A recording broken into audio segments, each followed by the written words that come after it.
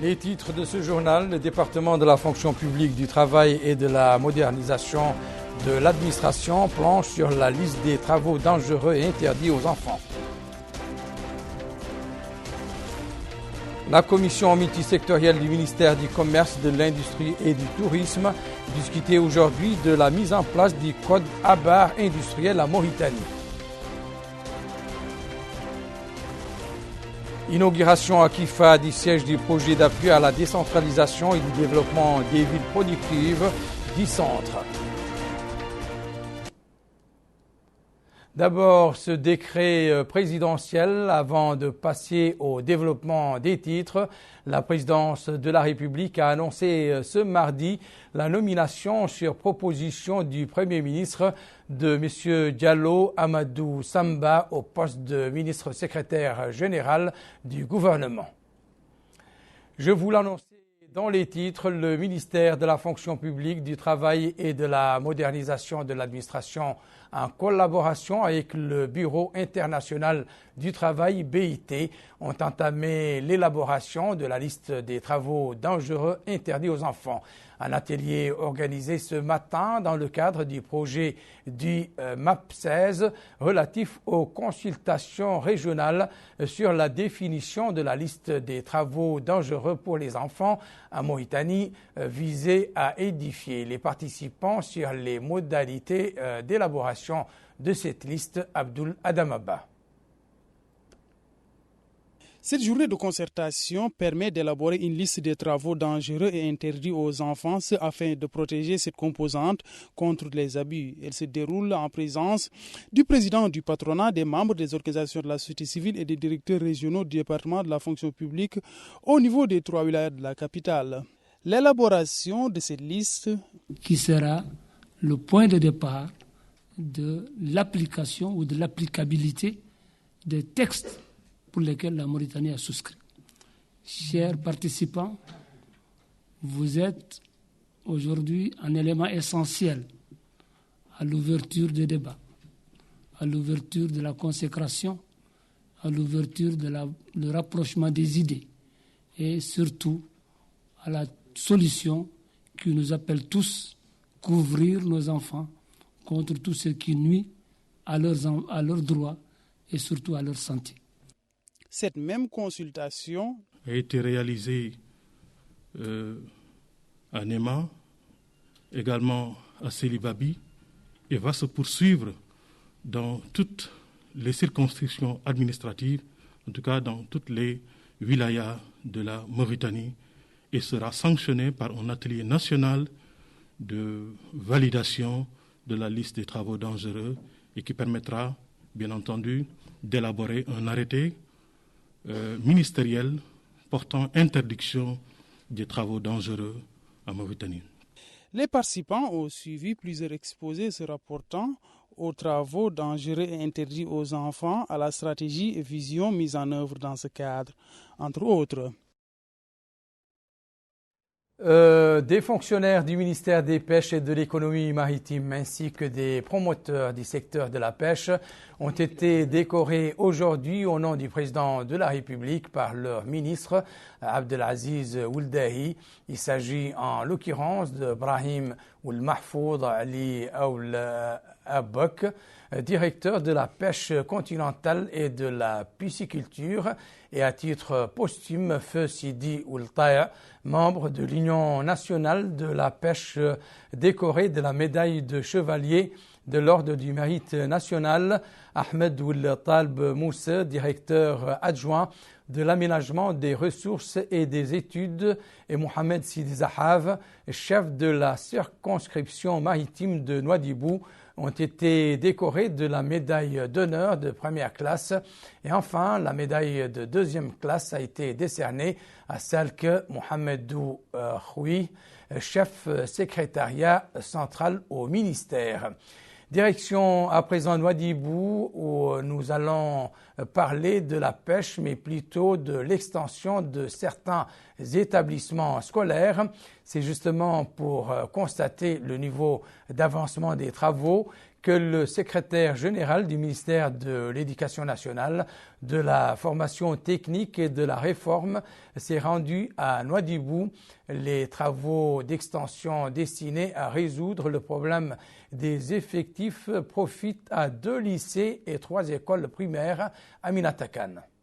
S'enquérir de l'état des infrastructures éducatives dans la wilaya de Dakhlet Nouadhibou, c'est la quintessence de cette visite d'information et de prise de contact qu'effectue actuellement le secrétaire général du ministère de l'Éducation nationale et de la formation technique et professionnelle dans notre capitale économique Nouadhibou.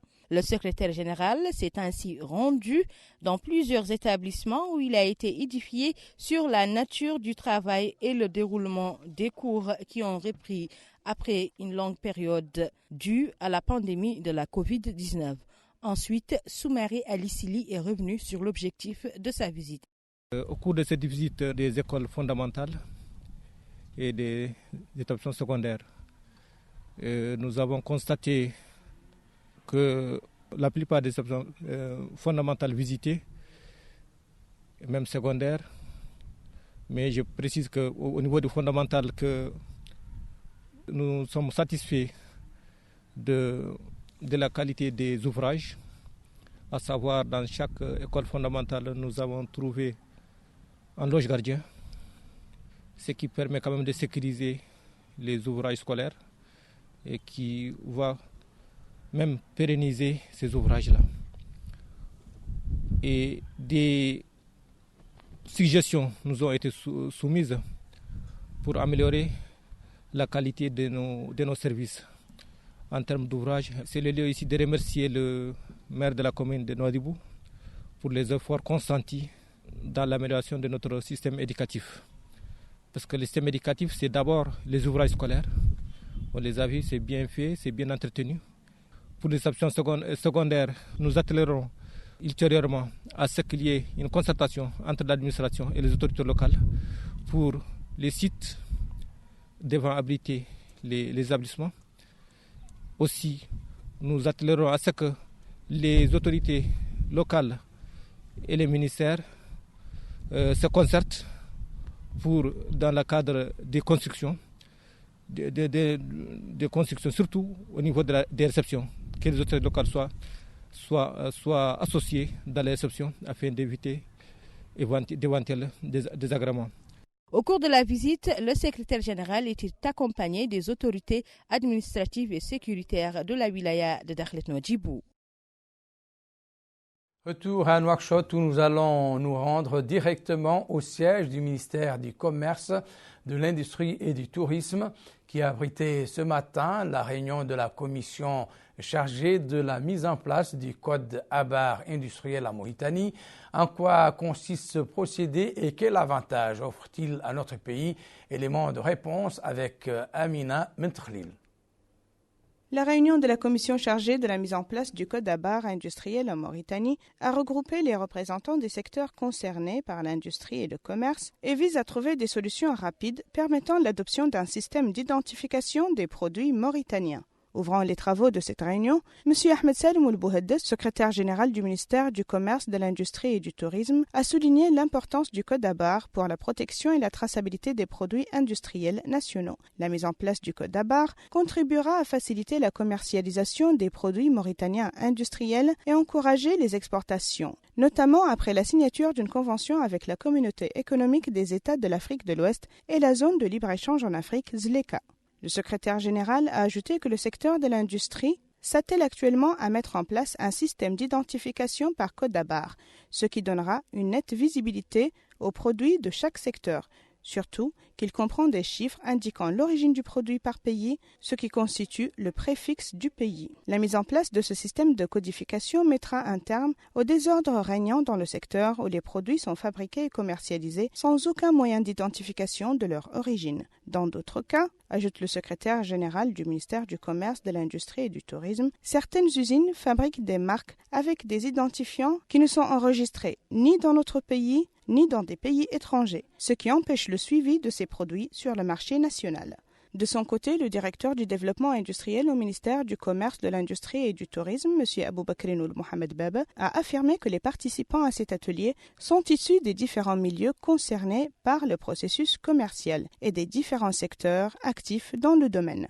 L'économie, les finances, la douane, le port autonome de Nouakchott, dit port de l'amitié, le ministère de l'Enseignement supérieur et de la Recherche scientifique, la Fédération de l'Industrie et des Mines, ainsi que les entrepreneurs mauritaniens, le secteur privé et la Chambre de commerce et de l'industrie. Lors de la réunion, les participants ont suivi des exposés sur l'importance du code d'abord industriel et ce qu'il apporte au marché en termes de traçabilité et de compétitivité.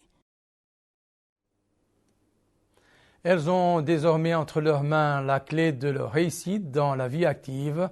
Après avoir subi une formation dans le domaine de la couture, 40 femmes ont reçu au terme de leur stage organisé par l'Association mauritanienne de promotion de l'artisanat et des métiers, 40 machines à coudre octroyées par la région de Nouakchott. Garmi Teguedi. La sortie de cette première promotion de couturière s'inscrit dans le cadre des activités commémoratives de la Fête internationale de la femme. La promotion de la couture pour hommes a été lancée par l'Association mauritanienne pour la promotion de l'artisanat et les métiers en collaboration avec la région de Nouakchott. Dans un mot prononcé à l'occasion de cette cérémonie, la présidente de la région de Nouakchott, Mme Fatima Mouta Abdelmalik, a félicité la femme mauritanienne pour cette journée mémorable, indiquant que cette formation est un moyen d'éradiquer le spectre de la pauvreté. Les sessions de formation visent à intégrer les femmes chefs de famille dans la vie active et avoir accès au marché du travail. La présidente de l'Association mauritanienne pour la promotion de l'artisanat et les métiers, Mme Fatima Toudoyoun, quant à elle, a souligné que cette promotion bénéficie à 40 jeunes femmes sur 400 femmes spécialisées dans la couture de vêtements pour hommes. Au cours de cette cérémonie, des attestations ont été décernées aux bénéficiaires de cette formation. La cérémonie a été clôturée par la remise d'un don de matériel de couture de la part de la région de Nouakchott au profit de l'Association mauritanienne pour la promotion de l'artisanat et les métiers. L'actualité relative au Covid-19 et selon les informations communiquées par voie de presse font ressortir durant ces dernières 24 heures l'enregistrement de 25 nouvelles contaminations au Covid-19, 27 nouvelles guérisons et 0 décès.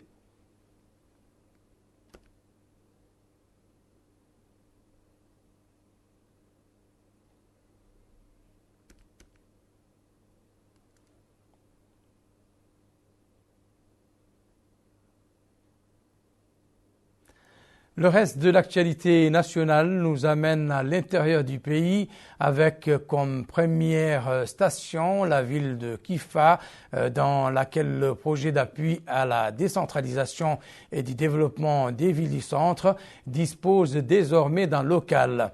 L'inauguration du siège du projet a eu lieu hier en présence du coordinateur du projet et des autorités administratives et municipales de la Muqata'a, Mohamed Khatab.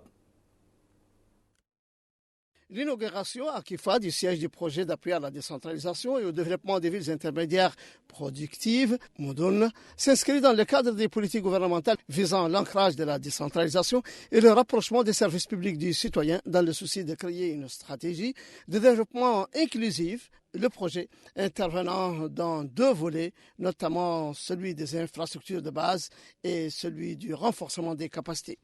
L'occasion pour le wali de l'Asaba, M. Mohamed ou Ahmed Mouloud, de souligner l'importance des objectifs du projet et ses plans. Le développement local de nos régions, dit-il, occupe une place prépondérante dans les politiques de l'État et dans le programme Ta'ahoudati, car le développement implique celui des régions de l'intérieur et le projet en question interviendra dans les communes, notamment 7 communes au niveau de 5 wilayas.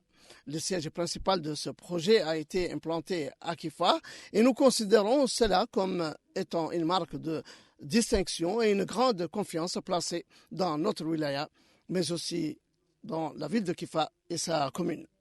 De son côté, le maire de Kifa, M. Jamal Ould Keboud, a indiqué la nécessité de ce projet pour la ville de Kifa, dont les populations espèrent qu'il aidera à lui donner un visage moderne. De son côté, le coordinateur général du projet, M. Youssef Oulsid Ahmed, il a fait un exposé expliquant les objectifs du projet et ce qu'il apportera de nouveau sur le plan de développement local à travers ces plans de décentralisation basés sur les suggestions des partenaires municipaux sur les bases propres à chaque zone. L'enveloppe globale, dit-il, du projet est de 71 millions de dollars, soit plus de 20 milliards d'anciens Ouguiya, dont 66 millions de dollars, dont de la Banque mondiale, et cela traduit la confiance des bailleurs de fonds en la bonne gestion de ce projet et l'atmosphère économique que connaît notre pays actuellement. 5 millions de dollars constituent la participation de l'État mauritanien. Ce projet, dira-t-il, sera exécuté sur 5 ans, c'est-à-dire entre 2020 et 2025. C'est dire que ce projet qui bénéficiera à cette wilaya permettra sans nul doute d'améliorer les infrastructures et services urbains pour le développement économique des villes sélectionnées.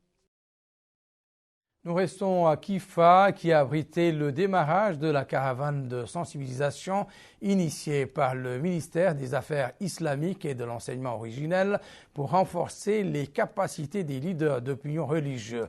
La caravane est organisée dans le cadre de la stratégie du projet Suède destinée à contrer la pandémie du Covid-19. Le wali de l'Assaba, Mohamed Ahmed Mouloud, qui a supervisé le lancement de la caravane, a souligné l'importance du rôle joué par le projet dans l'autonomisation de la femme. Quant au maire de Kifa, il a appelé les responsables du projet Suède à mettre à profit les expériences passées afin de combler les insuffisances en coordination avec les parties concernées.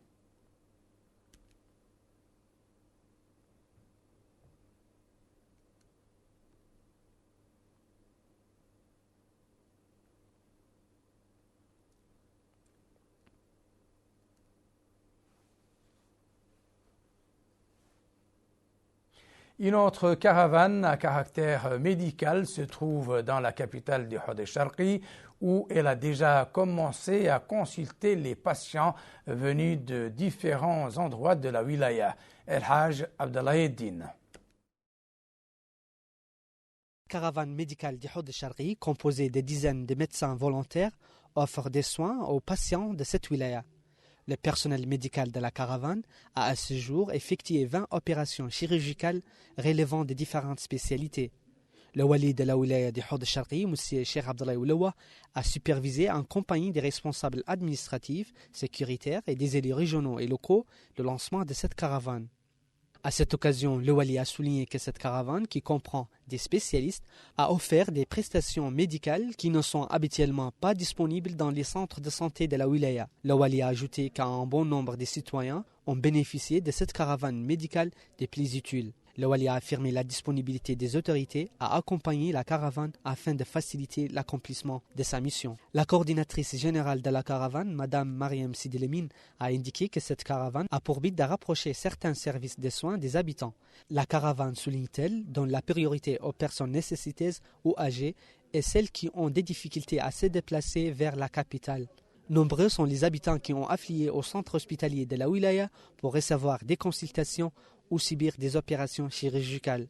La caravane en question compte 33 médecins généralistes, 15 spécialistes et de nombreux infirmiers et techniciens. Le wali de la wilaya du Hod el-Sharqi a tenu une réunion d'évaluation avec les personnels de cette caravane médicale. Au cours de cette réunion, il a été question de nombreux défis et obstacles auxquels fait face la caravane.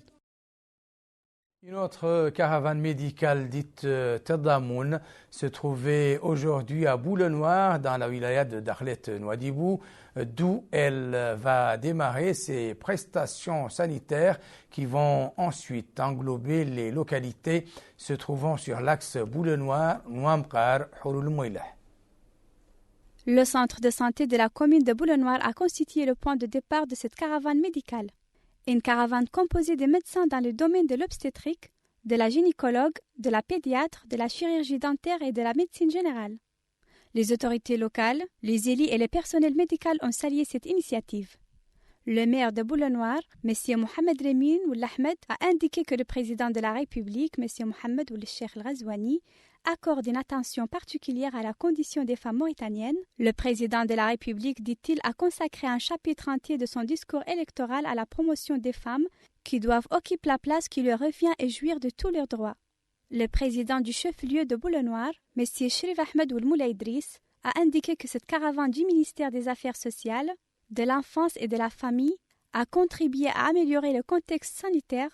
La caravane a fourni des médicaments, prodigue des consultations médicales et soigné de nombreux citoyens. Le médecin-chef, M. Azman Oulali Salem, a remercié ceux qui ont initié cette mission, ainsi que les ministères des Affaires sociales, de l'enfance et de la famille, pour les efforts déployés en leur faveur.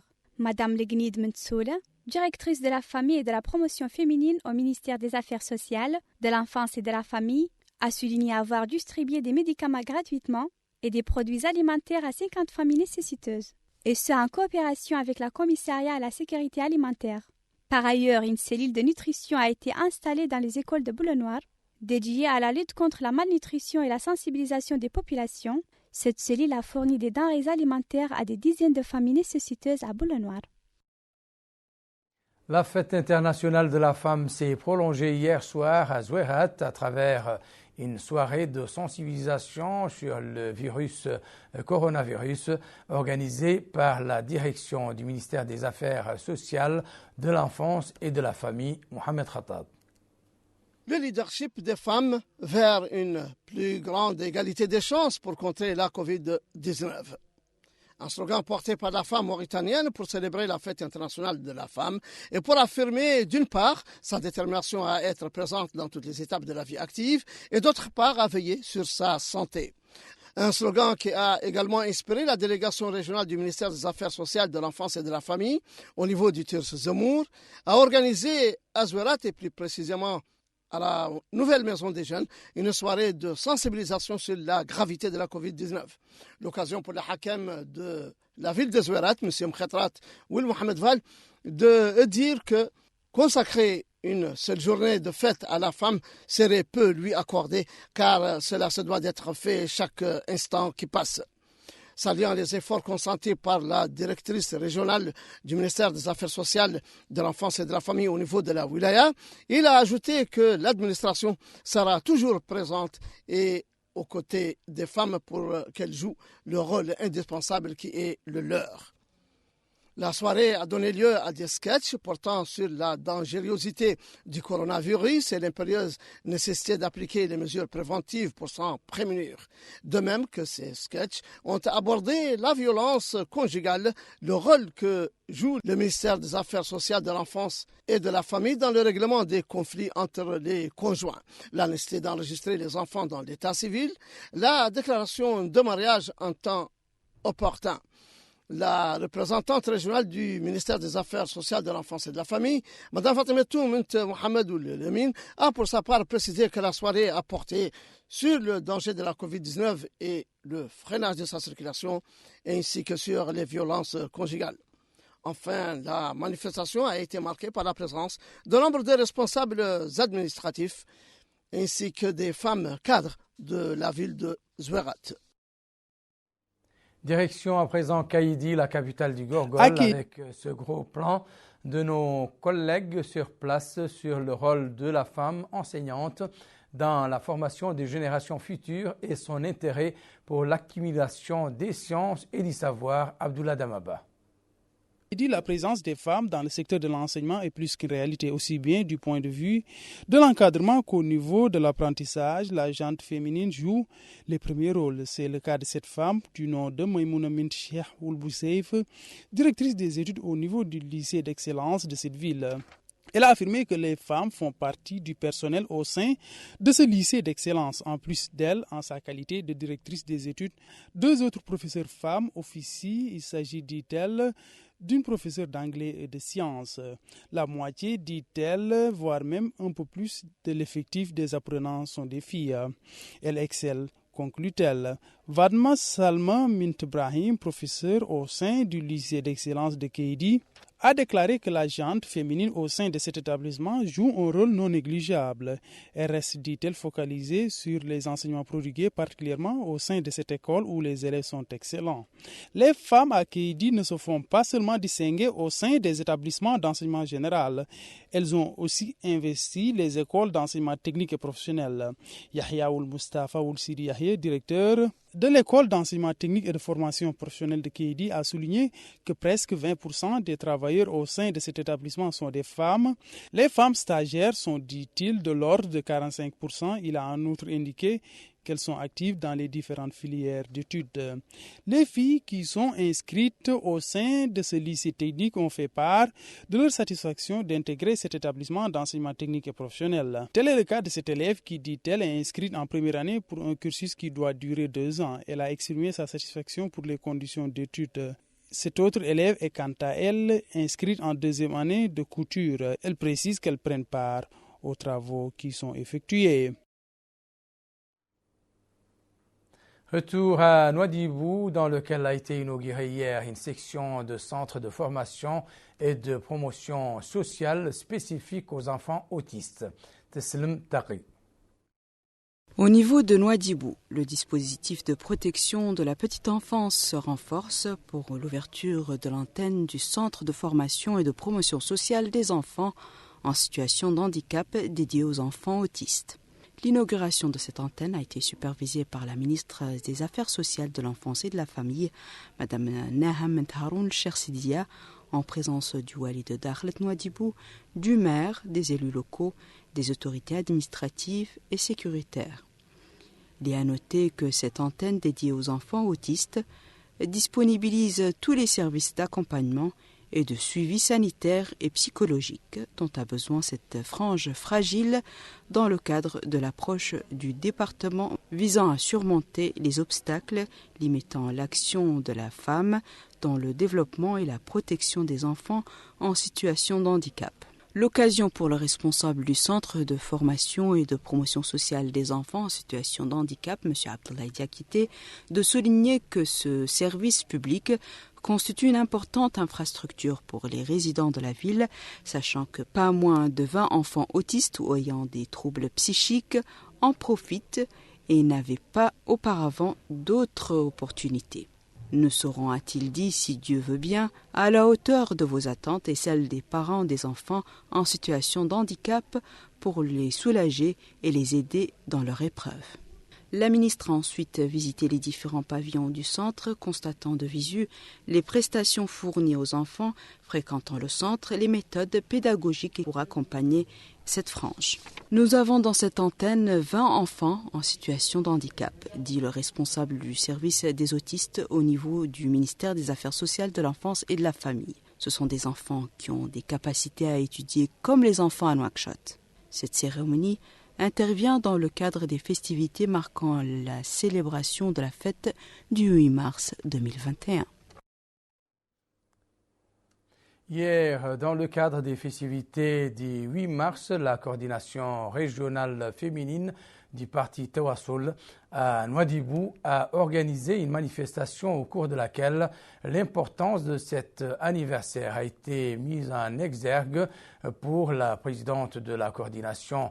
Le 8 mars représente une opportunité pour rappeler la situation de la femme mauritanienne au niveau de Dakhlet Nouadhibou, soulignant la nécessité de dépasser les obstacles qui entravent l'amélioration des conditions socio-économiques de la femme au niveau de cette wilaya. Ici à Nouakchott, la commission exécutive des femmes du parti El Islah a célébré la journée du 8 mars sous le thème « Réaliser un avenir égal dans le monde du Covid-19 ». La cérémonie a été marquée par des exposés sur la place qu'occupe la femme dans la société et son autonomisation politique et économique. La présidente de la commission exécutive a apprécié à cette occasion les acquis réalisés au profit de la femme mauritanienne, notamment sur le plan de sa représentativité dans les centres de décision et des sphères gouvernementales.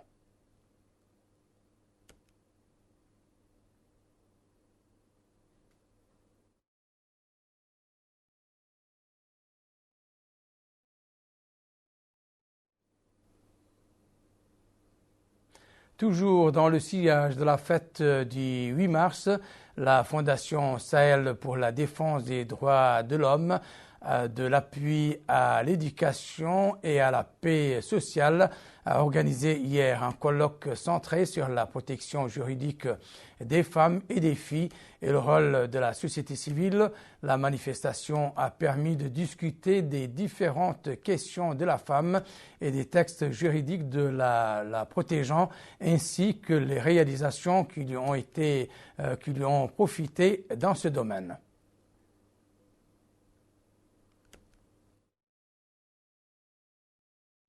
Pour sa part, l'association Équité et Justice a célébré le 8 mars sous le thème « La femme mauritanienne des droits préservés et refus de la violence ». Différentes interventions ont été abordées dans le rôle et la place de la femme dans l'édification des sociétés et des États dans sa qualité d'éducatrice de générations futures et au vu de sa contribution au développement.